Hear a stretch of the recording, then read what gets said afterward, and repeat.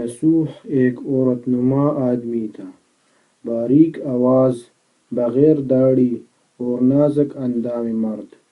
وہ اپنی ظاہری شکل و صورت سے فائدہ اٹھاتے ہوئے زنانہ حمام میں عورتوں کا مساج کرتا اور میل اتارتا تھا۔ کوئی بھی اس کی حقیقت نہیں جانتا تھا، سبھی اسے عورت سمجھتے تھے۔ یہ طریقہ اس کے لیے ذریعہ معاش بھی تھا اور عورتوں کے جسم سے لذت بھی لیتا تھا۔ کئی بار ضمیر کے ملامت کرنے پر اس نے اس کام سے توبہ بھی کر لی، لیکن ہمیشہ توبہ توڑتا۔ ایک دن بادشاہ کی بیٹی حمام گئی۔ حمام اور مساج کرنے کے بعد پتہ چلا کہ اس کا گراں بہا گوہر یعنی موتی یا ہیرا کھو گیا ہے۔ بادشاہ کی بیٹی نے حکم دیا کہ سب کی تلاشی لی جائے۔ سب کی تلاشی لی گئی، ہیرا نہیں ملا۔ جب اس نے دیکھا کہ نصوح رسوائی کے ڈر سے ایک جگہ چھپ گیا، شہزادی کی کنیزیں اسے ڈھونڈ رہی ہے، تو سچے دل سے خدا کو پکارا اور خدا کی بارگاہ میں دل سے توبہ کی اور وعدہ کیا کہ آئندہ کبھی بھی یہ کام نہیں کروں گا، میری لاج رکھ لے مولا۔ دعا مانگ رہا تھا کہ اچانک باہر سے آواز سنائی دی کہ نصوح کو چھوڑ دو، ہیرا مل گیا ہے۔ نصوح نم آنکھوں سے شہزادی سے رخصت لے کر گھر آ گیا۔ نصوح نے قدرت کا کرشمہ دیکھ لیا تھا اور ہمیشہ ہمیشہ کے لیے اس کام سے توبہ کر لی۔ کئی دنوں سے حمام نہ جانے پر ایک دن شہزادی نے بلاوا بھیجا کہ حمام آ کر میرا مساج کر لے، لیکن نصوح نے بہانہ بنایا کہ میرے ہاتھ میں درد ہے، میں مساج نہیں کر سکتا ہوں۔ نصوح نے دیکھا کہ اس شہر میں رہنا اس کے لیے مناسب نہیں ہے، سبھی عورتیں اس کو چاہتی ہیں اور اس کے ہاتھ سے مساج لینا پسند کرتی ہیں۔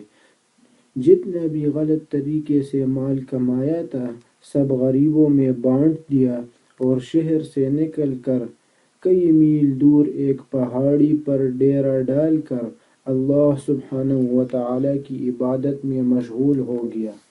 ایک دن اس کی نظر ایک بھینس پر پڑی جو اس کے قریب گھاس چر رہی تھی۔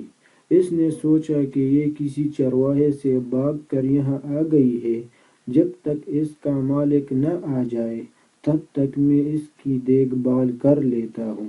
لہٰذا اس کی دیکھ بھال کرنے لگا۔ کچھ دن بعد ایک تجارتی قافلہ راستہ بھول کر ادھر آ گیا، جو سارے پیاس کی شدت سے نڈھال تھے۔ انہوں نے نصوح سے پانی مانگا۔ نصوح نے سب کو بھینس کا دودھ پلایا اور سب کو سیراب کر دیا۔ قافلے والوں نے نصوح سے شہر جانے کا راستہ پوچھا۔ نصوح نے ان کو آسان اور نزدیکی راستہ دکھایا۔ نصوح کے اخلاق سے متاثر ہو کر تاجروں نے جاتے ہوئے اسے بہت سارا مال بطور تحفہ دیا۔ نصوح نے ان پیسوں سے وہاں کنواں کھدوا دیا۔ آہستہ آہستہ وہاں لوگ بسنے لگے اور عمارتیں بننے لگیں۔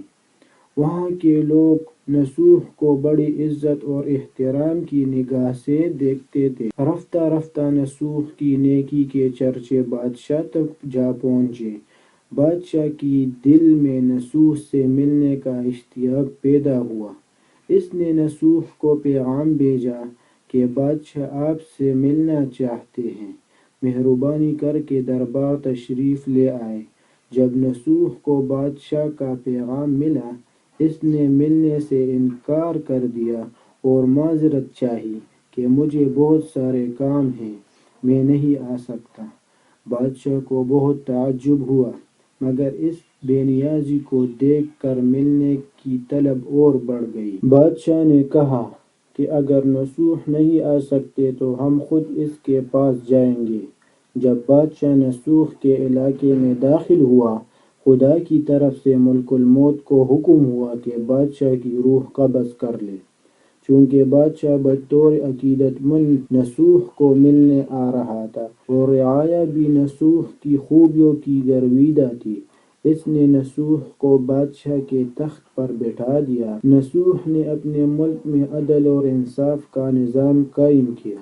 وہی شہزادی جسے عورت کا بیس بدل کر ہاتھ لگاتے ہوئے بھی ڈرتا تھا، اس شہزادی نے نصوح سے شادی کر لی۔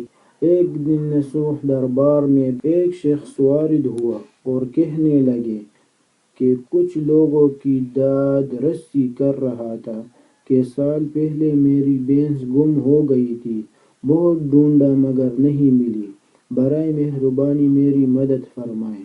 نصوح نے کہا کہ تمہاری بھینس میرے پاس ہے، آج جو کچھ میرے پاس ہے وہ تمہاری بھینس کی وجہ سے ہے۔ نصوح نے حکم دیا کہ اس کے سارے مال اور دولت کا آدھا حصہ بھینس کے مالک کو دیا جائے۔ وہ شخص خدا کے حکم سے کہنے لگا، اے نصوح، جان لو، نہ میں انسان ہوں اور نہ ہی وہ جانور بھینس ہے، بلکہ ہم دو فرشتے ہیں، تمہارے امتحان کے لیے آئے تھے۔ یہ سارا مال اور دولت تمہارے سچے دل سے توبہ کرنے کا نتیجہ ہے۔ یہ سب کچھ تمہیں مبارک ہو۔ وہ دونوں فرشتے نظروں سے غائب ہو گئے۔ اسی وجہ سے سچے دل سے توبہ کرنے کو توبہ نصوح کہتے ہیں۔ تاریخ کی کتب میں نصوح کو بنی اسرائیل کے ایک بڑے عابد کی حیثیت سے لکھا گیا ہے۔